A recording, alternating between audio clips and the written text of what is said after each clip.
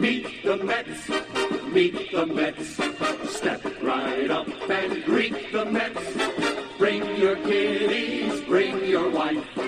Guaranteed to have the time of your life, because the Mets are really socking the ball, knocking those home runs over the wall. East side, west side, everybody's coming down to meet the Mets, Mets of New York town.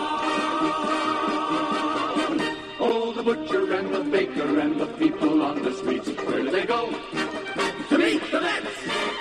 Oh, they're hollering and cheering and they're jumping in their seats. Where do they go? To meet the Mets. All the fans are true to the orange and blue, so hurry up and come on down, 'cause we got ourselves a ball club, the Mets of New York town. Give 'em a yell, give 'em a hand, and let 'em know you're rooting in the stand. Come on and meet the Mets, meet the Mets. Step right up and greet the Mets. Bring your kiddies, bring your wife. Guaranteed to have the time of your life, because the Mets are really socking the ball, knocking those home runs over the wall. East side, west side, everybody's coming down to meet the Mets, Mets of New York town, of New York town.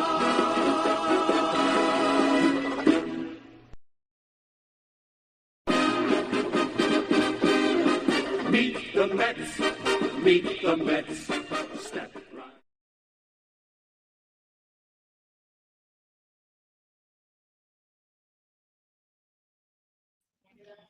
What's up, Mets fans? Welcome back to another Mets Postgame Show right here on the channel. Frustrating game.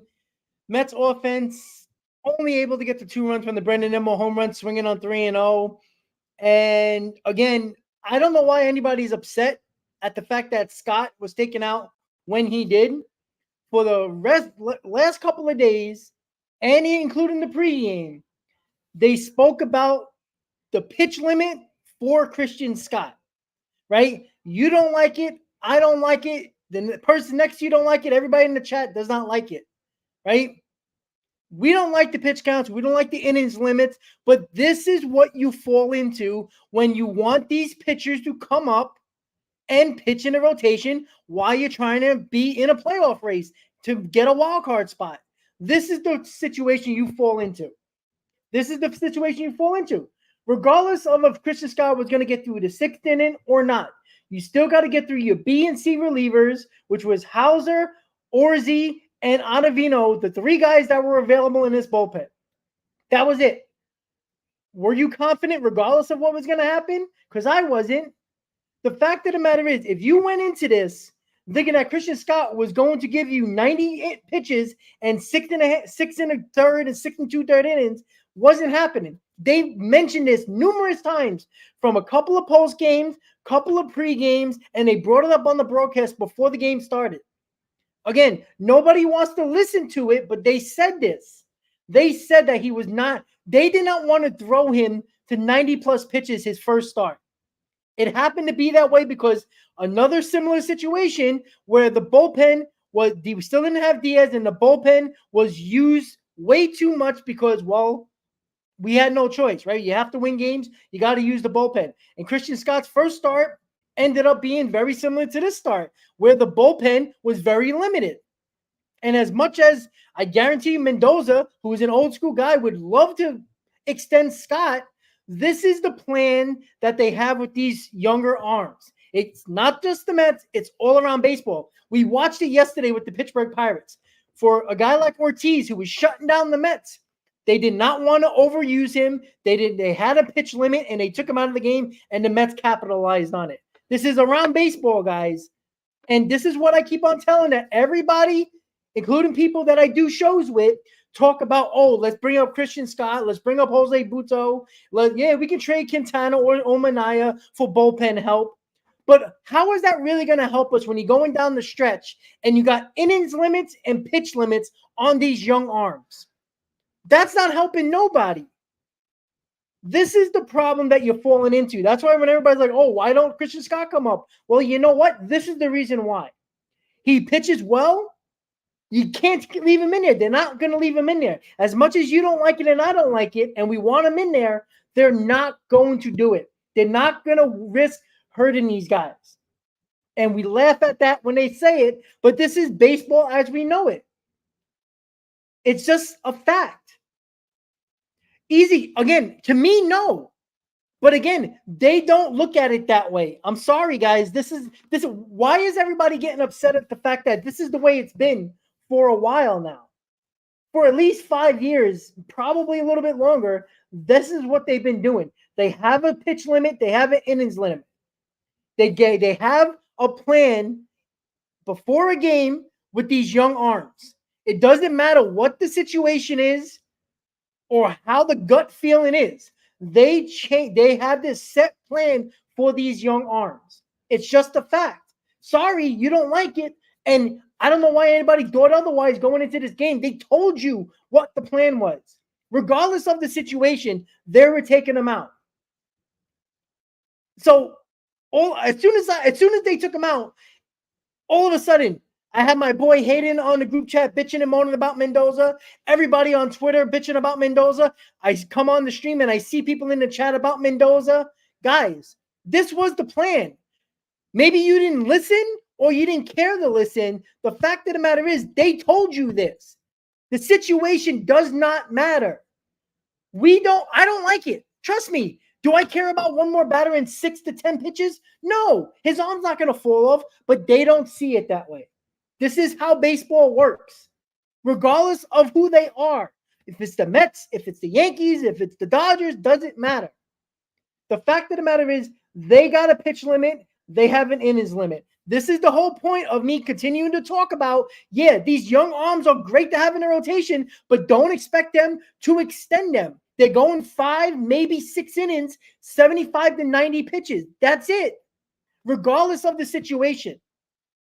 That's why when everybody brings it up, and then we talk about it a lot on the roundtable, and why Chris kept on going on and on in regards to Christian Scott and why he wasn't up here, because clearly they got a pitch limit and an innings limit for this kid for the year.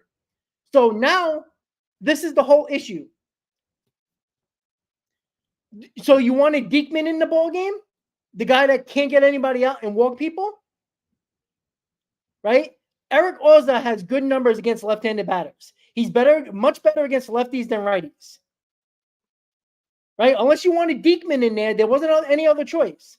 Ottavino can't get lefties out, and Hauser you needed to keep just in case things got a little fishy, because Hauser's the only one available that can go multiple innings. So Hauser, even if you wanted to put him in that spot, which I know some people talked about, you probably weren't going to use him past the 8th inning. So you're still going to have Orzi, you're still going to have Ottavino. So there wasn't a lot of great options available. I mean, Diekman was the only one. So you could have used Diekman, but does anybody trust Diekman getting any lefty out? No. That's the issue. And again, we knew we were going into this game without Nunez, without Garrett, and without Diaz. So who's available? Orzi, Ottavino, and Hauser. They were even talking about it in the broadcast that Scott was not going to go past the 6th inning, and he was only going to pitch around 75 pitches, the most 77, 78. That's exactly where they took him out.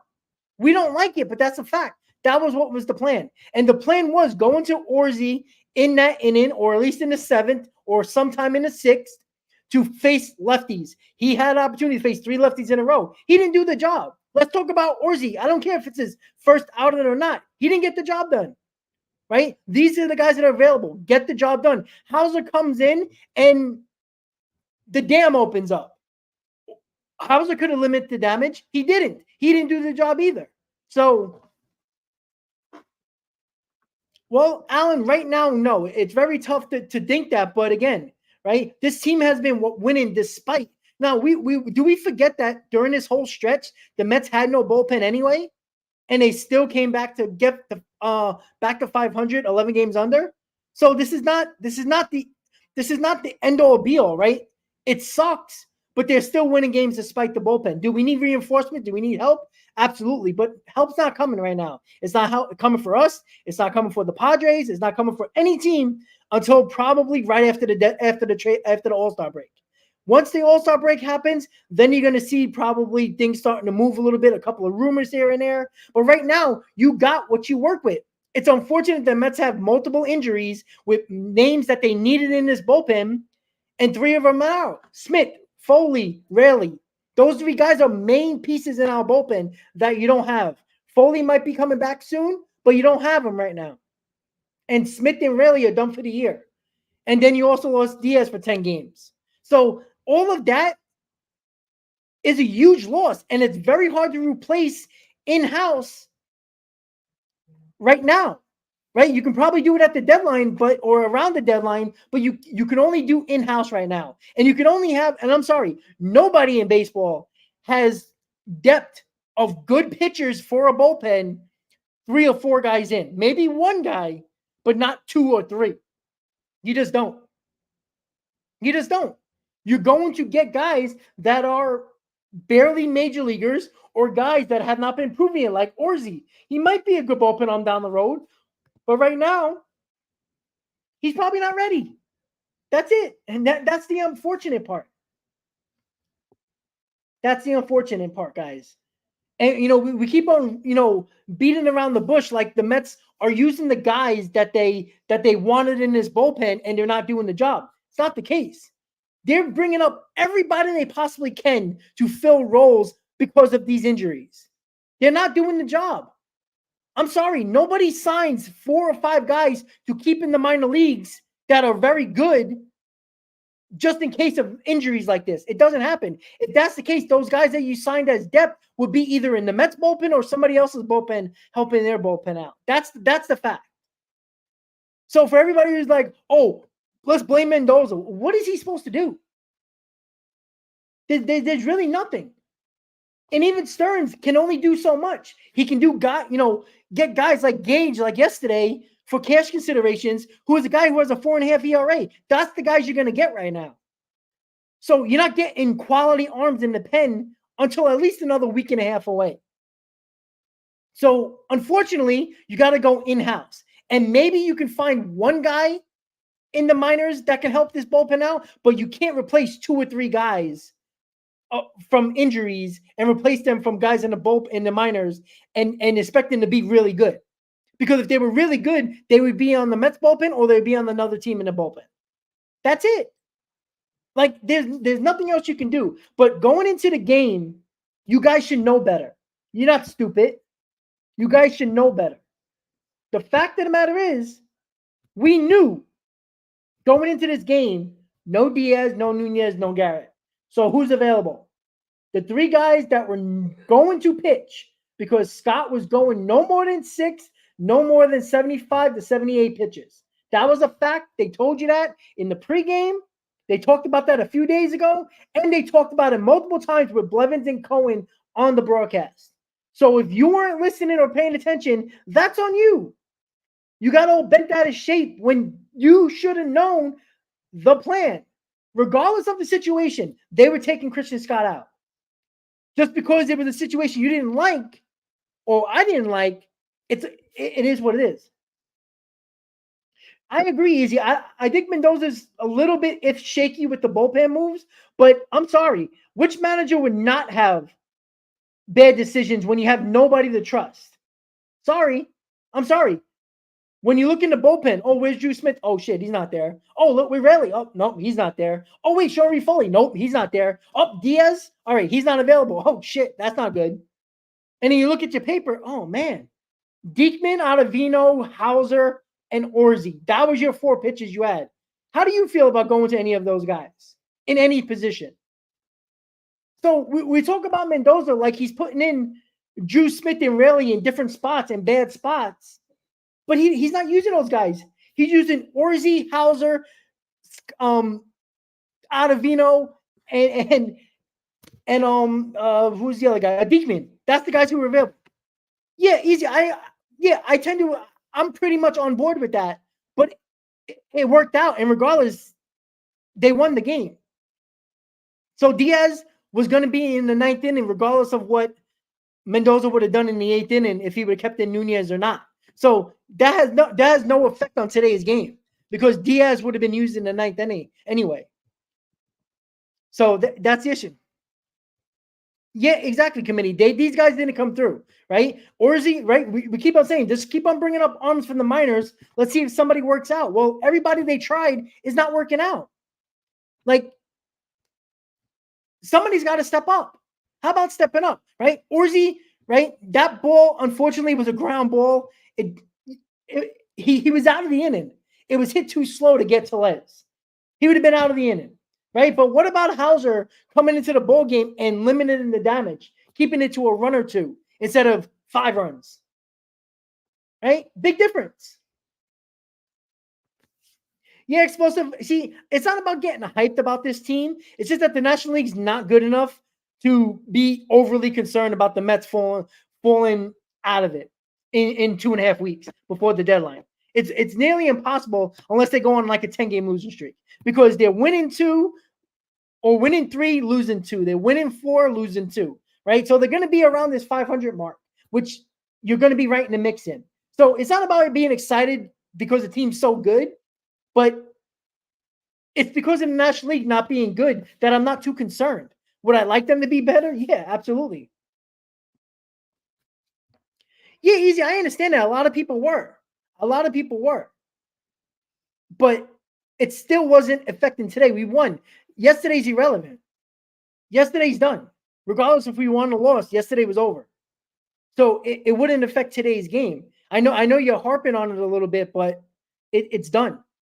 Regardless of winning or losing yesterday, and we won, it doesn't help the situation today because those pitchers are going to get used yesterday regardless.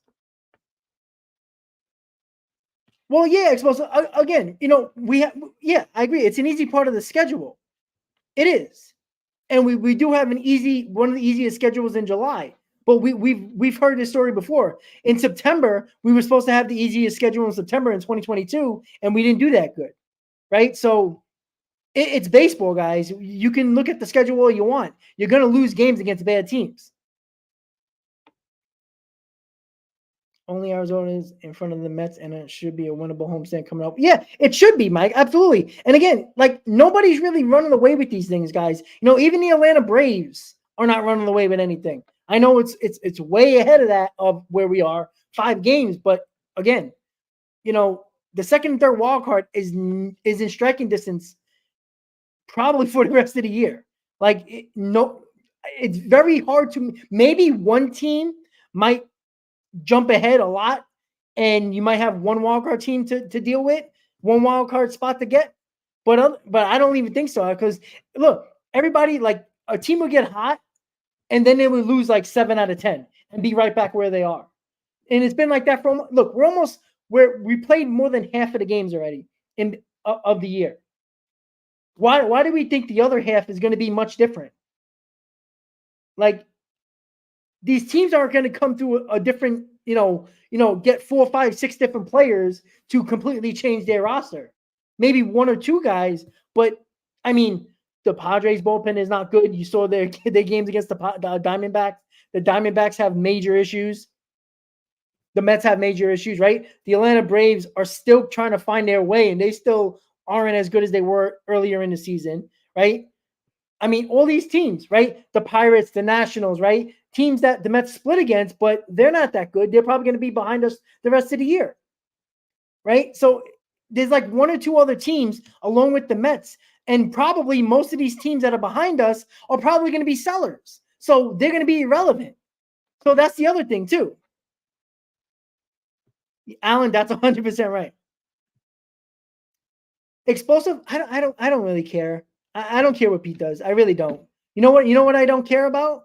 The home run derby. You know why? Because he grounded out with 2 men on and could have made this game a little closer and make it 7-5 with a ball over the wall. He didn't do that. Right? I can care less about the home run. He can hit 75 home runs in a home run derby and win it. How's that help the Mets? It doesn't at all.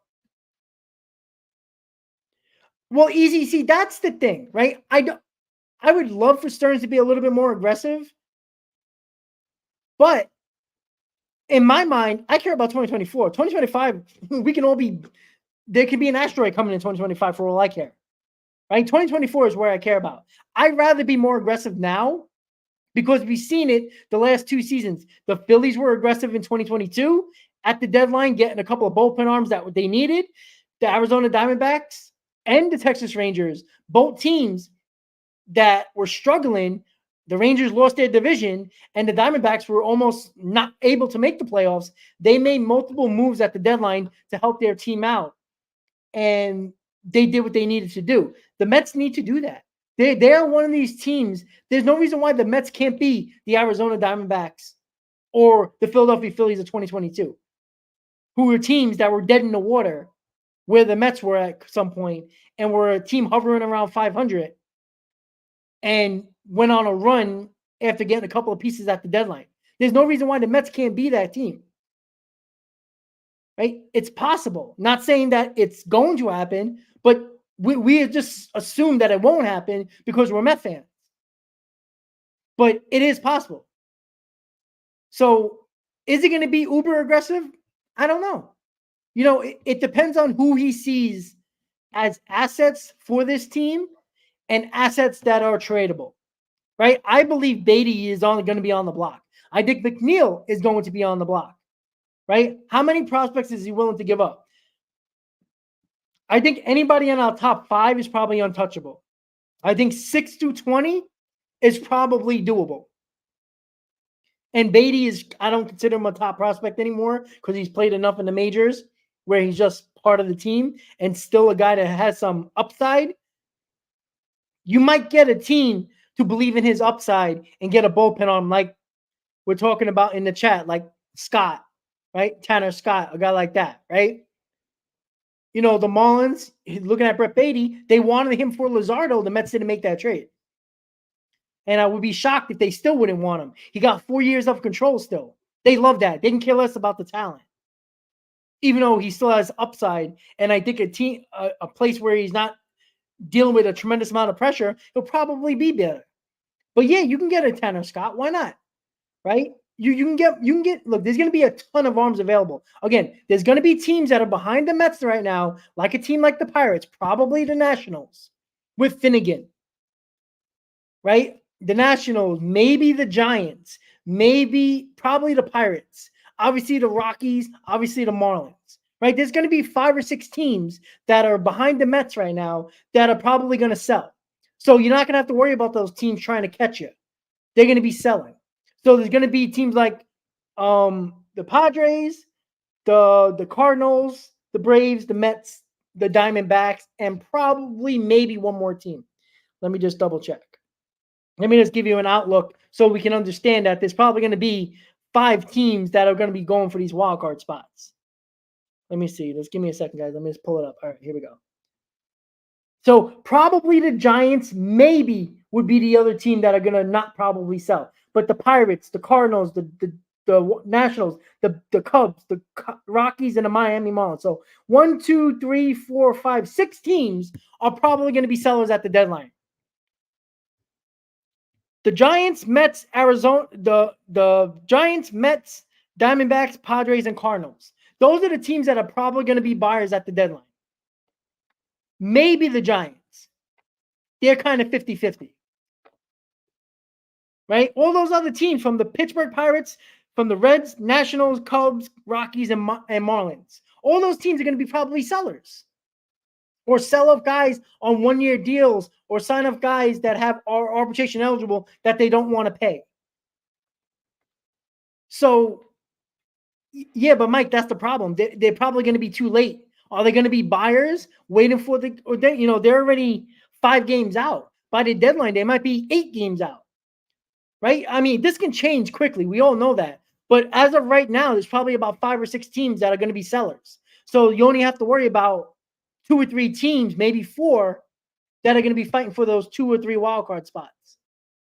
And that's not including teams in the American League that are going to be sellers as well, that are going to be important to the Mets when it comes to trades for possible bullpen. But again, we're not the only team that needs bullpen help. There's probably the Diamondbacks, the Padres, definitely the Padres, right? The Cardinals have a decent bullpen, but they might be one of those teams that might look for another arm as well. So, yeah, easy, exactly. The Angels, the Athletics, the White Sox, probably the Tigers. Like, there's a ton of teams.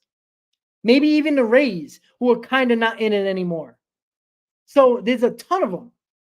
So that's the point I'm trying to make when it comes to the National League, right? And my concern, unless the Mets go on lose 10 out of 12, 10 out of 13, then we're talking about selling. But if they go even 500 until the deadline, they're going to be around the 500 team.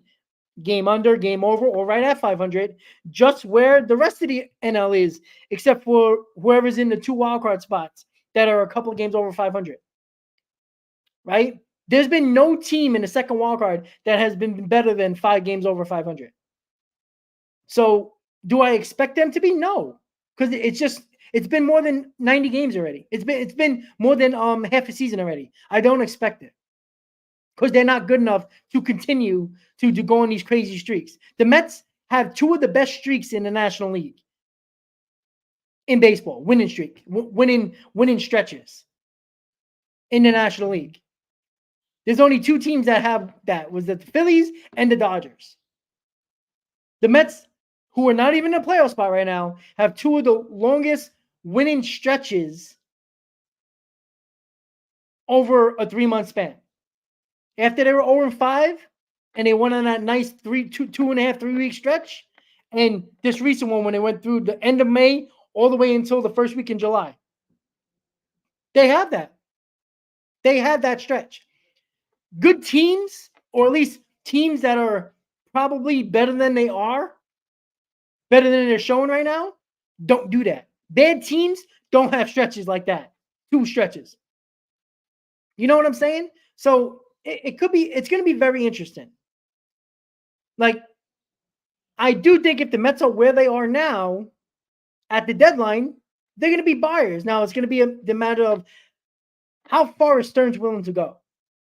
Does he believe in his team? Because let's be honest, guys, would you blame him for not believing in this team when no Mets fan, at least 90% of them, didn't believe in this team to start the year, and especially during May? So the same people who didn't believe in his team in the offseason and didn't believe in his team in May when they were 11 games under 500 are going to be the ones bitching if Stearns doesn't be very aggressive at the deadline. They'll be the first ones to bitch and complain, why aren't you going for it? Well, why do you care? You thought this team was dead in the water in May, and you thought this team was not going to do anything in 2024 in the offseason. So there you go. You got what you wanted, right? What you expected, you got. And then you're going to complain about it. Same thing like last year when they were talking about the deadline, where everybody was mad that the Mets didn't go for it when they were 6 games, 4 almost 5 games out of a wildcard spot with no pitching staff. Almost everybody in the rotation hurt. Kodai Singh was the only one really healthy. The offense wasn't doing their job. And there was no Marte. I mean, Escobar was terrible, right? The bullpen wasn't good except for Robinson. And then everybody wanted to go for it. And then they bitched at the trade deadline while we sold. You can't have it both ways. You can't bitch and moan before the season that this team is not even trying. And then in May, still complain that they're going to be sellers. Why even bother? 11 games under 500. And now they're going to be the ones who bitch that Stearns doesn't go above and beyond at the trade deadline, which I don't think he'll go above and beyond. I think he'll be aggressively smart at the deadline, if that makes any sense. Yeah, easy, but I don't. Who? Danny Young? Maybe that's probably the only guy. Like, he's been good when he was here. He'll probably be up here. I can assure you he's probably going to be up here soon. Yeah, Josh Walker is another one. Is decent. But again, well, I mean, yeah, we could say that he's not going to be worse than Diekman, but he could be. Yeah, I agree. Now, Orzi had really good numbers against lefties. So it's not like they crushed him, right?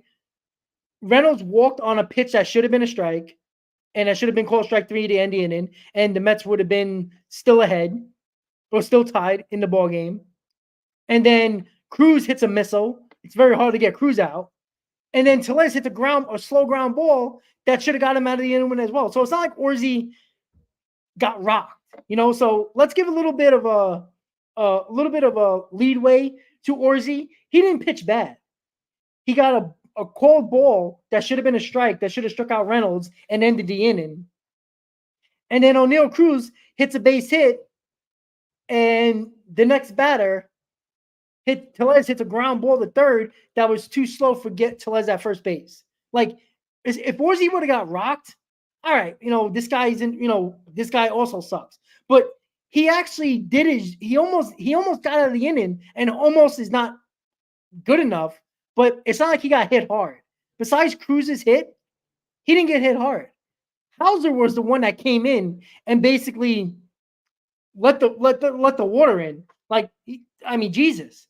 Can you limit the damage? Yeah, I understand that. I understand 100%. Orsi had to get that one out in 3 chances. But he got a ball that should have been a strike, should have ended the inning. O'Neal Cruz, okay, hit a rocket. Okay, fine. One of the better young players in baseball. And then Tellez hits a slow ground ball. So it's not like he got rocked. He needed to get out of it, but you know what? He hit that ground ball. He got that ground ball to end the inning for Tellez. It just was hit too slow. That's not Orsi's fault. Like, it just hit it where they ain't, and he placed it perfectly. What can he do? All right, let's see. Keep JD if they're going to compete. Well, they're probably going to. Look, guys, unless they completely fall apart, Alonso and JD are not going in. Anybody in this lineup other than McNeil is sticking around if the Mets are going to be around where they are right now. They're not trading anybody in this lineup except probably McNeil. Now, I still think it's very stupid, and I know a lot of people on the roundtable are going to be very against this. Everybody's like, oh, why don't you trade Quintana for bullpen help or Shohei Manaea for bullpen help? So, because you want Christian Scott and Jose Butto, guys who are going to have inning limits and pitch limits. That's not going to inspire me for a playoff race, because every time they come into a game, I know they're going to be done after 80 pitches, maybe 6 innings, maybe. And that's if they pitch well. So it doesn't make sense. Give me the veterans that I know can go 100 pitches if you need them to. Christian Scott and Jose Butto will not,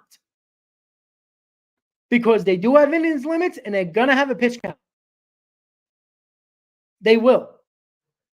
And even if they're pitching outstanding and they get to that 90 pitch mark, they're out of the game. So that's what you want? You want these guys throwing only 6 innings where they could have probably went longer and then go to the bullpen? It doesn't make sense. It really doesn't. Yeah, Manaea has been really good with Alvarez behind the plate. That helps. Yeah, explosive. Well, that's the point. And nobody should be shocked by this. We knew, even when he first came up, that there was a chance he was going to get back sent down because of the off days with the Mets, off days and all that, where they had like 3 off days in like 6 days, and he wasn't only going to pitch once. They kept him to protect his innings. And the easier way to protect him is in the minor leagues, because if you had to pitch him in the majors, he wasn't going more than 5 innings. And why have a good pitcher up here pitching really good 5 innings and then leave it to your bullpen for the remaining 4? Dangerous game to play when you can't use this guy past the 6th inning, ever, most likely. Unless he has like an insanely low number of pitches. Like he has 65 pitches in 6 innings, which probably never happens. Rarely. That's it. So to be upset that Mendoza took him out, clearly you weren't paying attention to the prior couple of days and the pregame and during the game, when Cohen said throughout the entire game, Christian Scott has a pitch limit of around 75 to 77 or 78. He's not going more than that, regardless of the situation, regardless of what inning he's in. They had a pitch count, and that was it. That was it. Stanley, well, yeah, okay, but I don't care about the offseason right now. I care about tomorrow, July 9th. That's it. So, guys, the Mets lost 8-2. They came back, coming back home 4-4 on the road trip. It's not exactly what we wanted, but when you end up going on the road, you got to at least be 500. They should have done a lot better. They should have won the third game in Washington.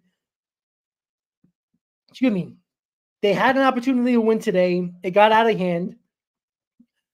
You shake it off. You come back home for a homestand. Have a good homestand going into the All-Star break. You have a good homestand in the All-Star break, right? If you're at least 2 games over 500 in the All-Star break, you're going to end the All-Star break a game or 2 over 500 at the very least. So that's what they got to talk about. Well, easy. I don't know why they don't do that. Now, that makes more sense because you do got your veteran arms in the rotation still that can throw 100 pitches if you need them to. And Scott and Buto should be both in the bullpen. Buto made sense in the bullpen. Scott needs to be in that bullpen as well. Because it's not like the rotation is dying for a starting pitcher that's going to go 5 innings and pitch well. We have those already. We have pitchers that go 5 1/3, 5 2/3 that pitch good in it, 5 of good innings of those 5 1/3 innings. We have that already. Why put in a kid that's going to do the exact same thing, going the same amount of innings, probably pitching just as well, and still got to take him out? I'd rather have him in the bullpen going multiple times, 2 innings in 2 games, back to back, or maybe 2 innings in 1 game, and use him for multiple innings. I would do that. But Christian Scott is one of their prime jewels. They probably don't want to mess with his plan. Putting him in the bullpen, risk him either 1, getting hurt, 2, messing up his development as a starter. They might think that. I don't know where Lucchesi is. I don't think the Mets trust Lucchesi at all. There's something going on with Lucchesi. I'm assuming either attitude or just the lack of motivation, because I thought he was going to be in this rotation to start the year. But there was attitude adjustments. There was something going on with Lucchesi and the Mets that isn't working right now, because there's no reason why Lucchesi shouldn't be here. So it must be Lucchesi. Maybe he's being greedy and doesn't want to go in the bullpen. He wants to be a starter. That could be it. We don't know what's going on behind closed doors. We don't know. So, yeah, I agree, Deron. And see, that's the thing. I don't know if they're going to be leading up to that. I don't know if they're going to keep Christian Scott. And this is why when everybody just wanted Tyler McGill out the door, and for Christian Scott, this is also what you're going to get. Right? This is what's going to happen. And I'm not saying McGill deserved to be in the rotation, but how much better are you getting having Christian Scott going 5 1/3, 2 to 3 runs? You're getting that anyway from any pitcher you're basically throwing out there as a starter. He's not doing more than what you replaced him with. So that's why it's a stupid move. And I was trying to explain that to a couple of my boys on the round table, but they just assumed that he's going to be better, but better for the same amount of innings. How does that work? That's not really helping the situation. All that's doing is putting more emphasis on why these guys should be in the bullpen.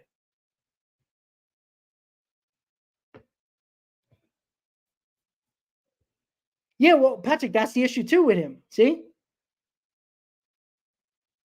Yeah, and you know what? If you're trying to limit innings from these pitchers, there's no reason to start them, because there's not injuries where you don't have a choice, and you have pitchers that have been going 5 1/3, 5 2/3 on a regular basis between 2 and 4 runs. That's what Christian Scott has been giving you. So what's the difference? Even if he's pitching well, you're taking him out. So it doesn't help. It doesn't help the bullpen. You're still using the bullpen the same amount regardless. So that's the issue that we're falling into. So, all right, guys, we're going to finish up this stream talking about the next series, and the next series will be at home, which is good, right? They'll be facing Washington starting tomorrow, and then they got the Rockies. The Mets need to have an above 500 homestand. 4-2 is where they need to be. If you end up 4-2, you'll be a game over 500 at the deadline. At the All-Star break. So that's what they need. Anything better is gravy. Anything 500 or less is not good. Not good at all. I'd rather be at 500, at 500 or above 500 going into the All-Star break. I think the Mets are going to bounce back because they bounce back every time when they had, right, the final 2 games in Washington, they lost, right? They lost the first game in Pittsburgh, but they came right back to win the next 2. Today got out of hand. All right. Come back home and take care of business against a Nationals team you're clearly better than. You should have took 3 out of 4. You're coming home. Beat them. The Rockies, there should be no reason why you shouldn't take at least 2 out of 3. 2 out of 3 a minimum. You should sweep the Rockies. You're at home. You're not playing in Colorado where anything can happen. 2 out of 3 minimum against the Rockies. 4-2 at the least get you a game over 500 going into the All-Star break. Anything more? Hey, 2 games, maybe 3 games. The Mets sweep their homestand. Oh my God, would be 5 games over 500. That would be insane. We would definitely be in a wild card spot, guaranteed. Well, easy, we don't know that, but I do know this. You're going to have more arms available over the next couple of days. That's a fact. That's a fact. And we'll see how that goes. We'll see. Right? The offense got to score runs. Right? We know that. They haven't really been the last couple of games either. So, it's hard to kill the offense who's been red hot to score 6 runs every game. But they got to be better. They got to score runs. Right now, you're dependent on the offense. Yeah, Deoka should be on his way back. I'm assuming he's going to be probably ready after the All-Star break. Fujinami, he hasn't pitched well, and then he got hurt. And we'll see how he is, but he got an electric arm, but he has a problem walking guys as well. Well, it's not about where the Mets. They can score that many runs. Their offense is good enough to do so. They just haven't done it over the last couple of games. So it's not like they're not capable, being the Mets or not. Their offense is good enough to score at least 5 runs per ball game, 4.5 to 5 runs per ball game. They can do that. They've done that even when they were hitting well. They were scoring just around 4 runs per ball game. They can definitely do that. So we'll see. We'll have a game tomorrow against Washington at home. Mets, Nationals for 3, and then Mets, Rockies for 3 to end the first half before the All-Star break. Good news is you'll have me and Chris right back together on a pregame, and for the rest of the week, for all different type of shows, we will have a roundtable. It's looking like it's going to be Thursday sometime. We have a day game on Thursday, so it'll probably be sometime at night for the roundtable. So Thursday will be the roundtable, definitely this time. So with that said, guys, thank you for tuning into another Mets Postgame Show. Mets lose 8-2 in the finale at Pittsburgh in PNC Park, 8-2. Mets split the series against the Bucks, split the series against the Nationals, ended up 4-4 on this road trip, 500 on the road trip, coming back home a game under 500. Last series, last homestand before the All-Star break. Let's see what they do. This team bounced back every single time you think they're going to fall apart. I believe they're going to bounce back once again. With that said, everybody have a great rest of your Monday. Let's go, Mets, and I'll see you tomorrow, guys, on the pregame. See you next time, guys. Let's go, Mets.